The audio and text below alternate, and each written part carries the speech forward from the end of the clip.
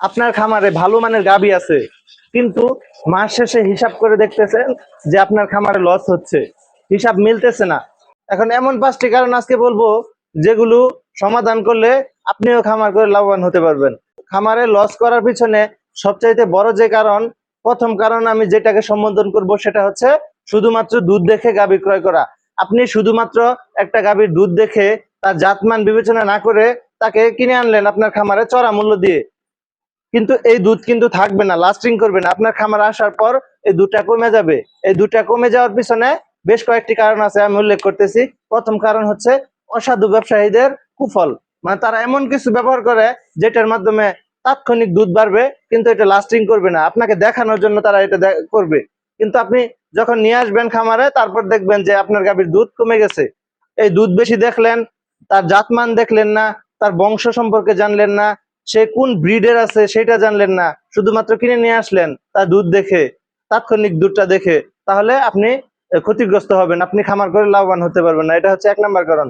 2 নম্বর যে কারণ, সেটা হচ্ছে আপনি খাবার খাওয়াচ্ছেন পর্যাপ্ত, কিন্তু কি খাবার খাওয়াচ্ছেন আপনি নিজেও জানেন না। আমি বলতে চাচ্ছি, যারা রেডি ফিড ব্যবহার করেন, ভুসি ব্যবহার করেন, তাদেরকে। কারণ আপনি যখন রেডি ফিড এবং ভুসি ব্যবহার করবেন, তাদেরকে আলাদা এক্সট্রা ভাবে আরো অন্য কিছু দিতে হয়, কিন্তু আপনি খরচ যখন ক্যালকুলেট করবেন, দেখবেন যে আপনার খরচটা হিউজ পরিমাণ হয়ে গেছে। পার গরু পিস যদি ভালোভাবে ম্যানেজমেন্ট করতে চান, 600 থেকে 650 টাকার মতো আপনার খরচ করতে হবে। মাস শেষে যায় দেখবেন যে আপনার এই জায়গায় লস, মানে খাবারে বেশি অর্ধেক টাকা চলে যাইতেছে। তারপর কারেন্ট বিল আছে, আপনার একটা পারিশ্রমিক আছে, সবকিছু মিলাইয়া কোনো লাভ থাকবে না।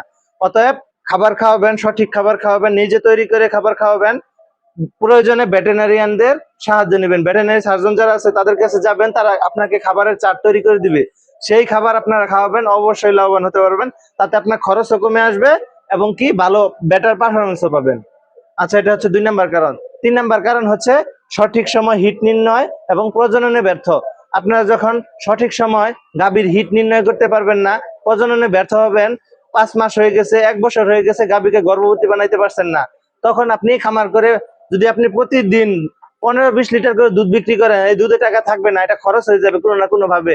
কিন্তু বছর শেষে যদি আপনি একটা বাছুর না পান, তাহলে আপনার খামার জীবন ব্যর্থ। এই জায়গায় আপনি আগাইতে পারবেন না। একটা খামারের ভবিষ্যৎ হচ্ছে একটা খামারের বাছুর। আপনি যদি প্রতি বছর নিয়মিত একটা করে একটা গাভী থেকে বাছুর পান, তাহলে আপনার সফলতা আসবে, আপনি খামার করে লাভবান হতেই পারবেন। কিন্তু আপনি যদি এটা না পারেন, সঠিক সময় হিট নির্ণয় করতে না পারেন, বা তাকে প্রজনন করতে ব্যর্থ হন, তাহলে আপনার খামার লস থাকবে। মানে এই লস আপনি কোনোভাবে ফিল আপ করতে পারবেন না, সারা বছর দুধ বিক্রি করেও না। তারপর 4 নম্বর কারণ হিসাবে আমি যেটা উল্লেখ করব, সেটা হচ্ছে রোগ নির্ণয়। আপনারা আপনাদের গাভীর রোগ নির্ণয় করতে পারেন না। পিক ল্যাকটেশনে যখন গাভী দুধ দেয়, তখন অনেক ধরনের রোগ দেখা দেয়। ক্যালসিয়াম শর্ট হয়, মিনারেল এফিডেন্সি হয়, তারপরে খাবারের অরুচি থাকে, বদহজম হয়, জাবর কাটে না। এগুলোকে আপনারা স্বাভাবিকভাবে নিয়ে নেন, এর জন্য কোনো কিছু পদক্ষেপ নেন না, যার কারণে আপনার ক্ষতিগ্রস্ত হন। পিক ল্যাকটেশনে তার দুধ ডাউন হয়ে যায়, শরীর শুকায় যায়, পরবর্তীতে দেখা গেছে যে ভালো আউটপুট তার থেকে পান না। এটা হচ্ছে লস করার আরেকটা কারণ।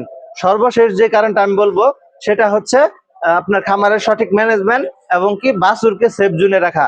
আপনি যদি প্রতি বছর আপনার খামার থেকে যে বাছুরটা উৎপাদন হবে, তাকে যদি মানে সাকসেস, মানে তাকে তার জায়গায় যদি নিয়ে যেতে না পারেন, যেমন ধরেন যদি ষাঁড় বাছুর হয়, 1.5-2 লক্ষ টাকা পর্যন্ত যদি তাকে পালন করে নিয়ে যেতে না পারেন, তাহলে আপনি লাভ করতে পারবেন না। আবার যে বকনা বাছুর হয়, সেই বাছুরটাকে যদি আপনি প্রেগনেন্ট না করতে পারেন, আপনার খামার একটা গাভীতে রূপান্তর করতে না পারেন, তাহলে আপনি লাভবান হতে পারবেন না।